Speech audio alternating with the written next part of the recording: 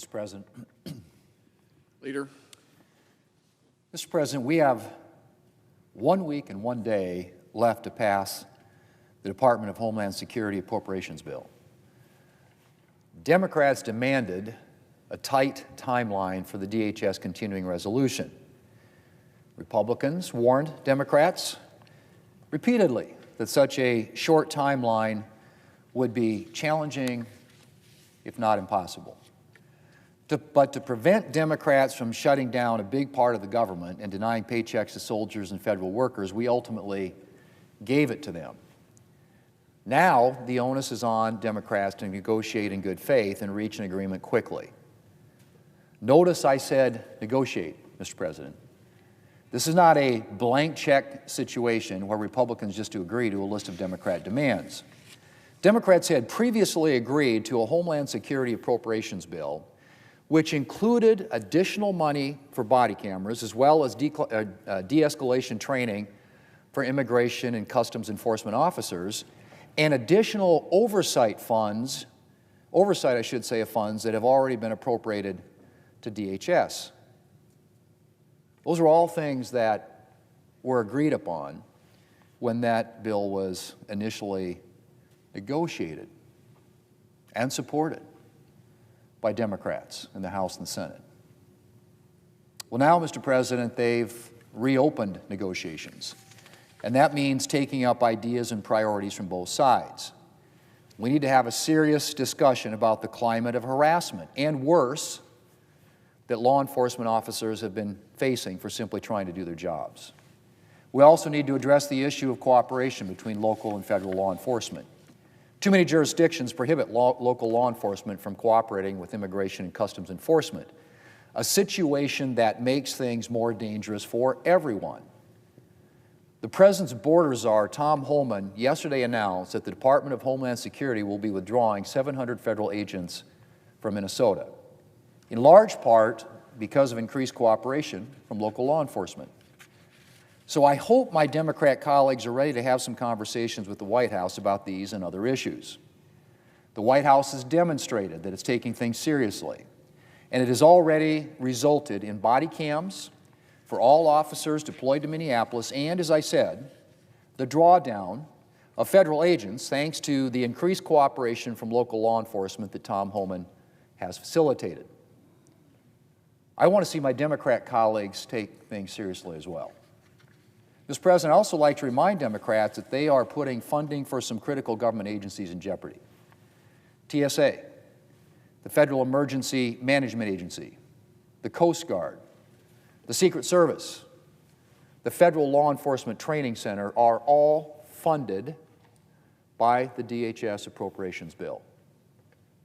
I think all Americans remember the travel disaster Democrats created by shutting down the government for 43 days last fall. So Democrats failed to agree to a DHS funding bill and shut down the TSA. As a result, there's a very good chance we could see more travel problems.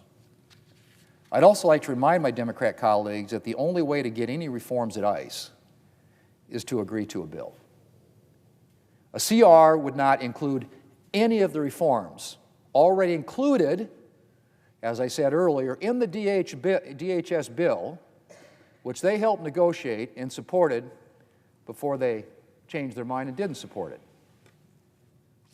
And a CR certainly wouldn't include any new reforms. The Democrat leader was complaining about the announcement about body cams for federal officers in Minneapolis, asking why it wasn't for the whole country.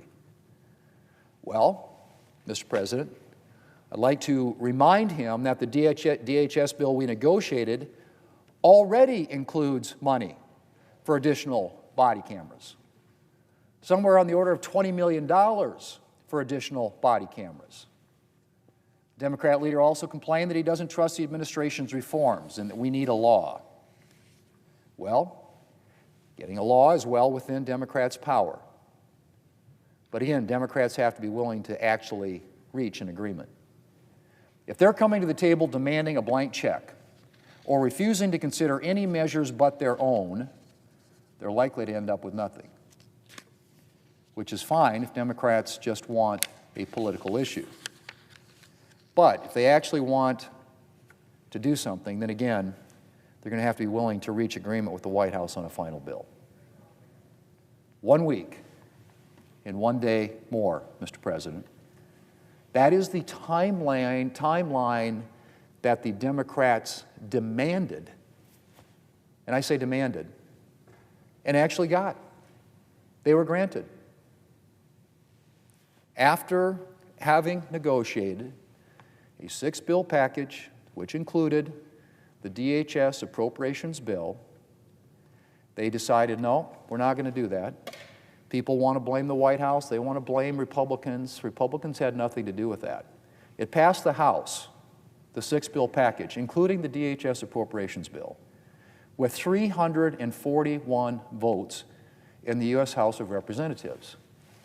Almost 80% of the entire House had cleared the DHS appropriations bill that was included in the package that the Senate was going to vote on and the House had already passed. And then it came over here and the Democrats decided to blow it up. All of a sudden, the bill that they helped negotiate and write and be a part of, which included all the reforms that I mentioned, de-escalation training, body cameras, all those things were included in the bill that they said they didn't then want to pass. So they wanted a separate discussion about those issues and demanded that if we didn't give them that, they weren't going to vote for the package. And so they got what they wanted. And then we had a debate about how long should the CR go for to allow the sides to come together behind an agreement. And I suggested, Mr. President, our side suggested that perhaps 6 weeks would be a sufficient amount of time to have an earnest negotiation with all the parties at the table, and then time to execute actually passing whatever is agreed upon across the floor of the House and the Senate and getting on the President's desk. The Democrats demanded a 2-week CR or they wouldn't vote for the package. And so they got what they wanted, which is a 2-week continuing resolution to fund the Department of Homeland Security and the other things I mentioned, FEMA, TSA, Coast Guard, all those things, for 2 weeks. And yet they haven't appeared yet to want to negotiate on all the things that they're demanding. They put out a list of demands yesterday. Our team, our folks, have tried to get with them to sit down at the table and with the White House to reach an agreement that would enable the Department of Homeland Security appropriations bill to actually be passed here in the Senate and the House and sent to the President. But that is not right now even in the realm of possibility, Mr. President, because they're not engaging. We've got a now 1 week and 1 day time frame in which to do this, which is entirely unrealistic. And a Democrat Party in both the House and the Senate, which seems a lot less interested in getting a solution to this than they do in having a political issue. Well, Mr. President, if for some reason the Department of Homeland Security ends up in a shutdown, it is going to be totally on them. They will own it. We have tried repeatedly. They have agreed repeatedly before they decided not to agree and to demand something else, which they also got.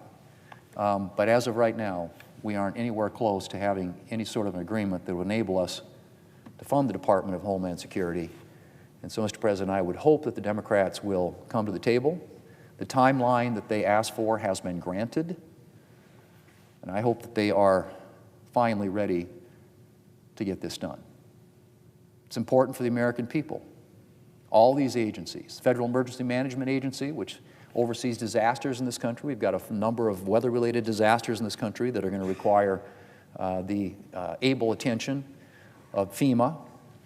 A lot of important agencies, Mr. President, that won't go funded if they remain in this posture of resisting anything that doesn't give them all of their demands.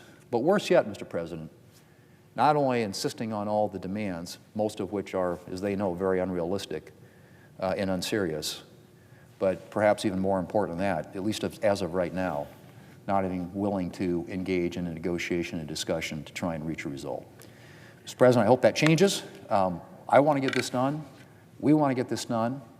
I hope that there are Democrats who also want to get this done, and I know the President of the United States is prepared to sign a bill once these negotiations get underway and we reach an agreement. Thank you, Mr. President. I yield the floor.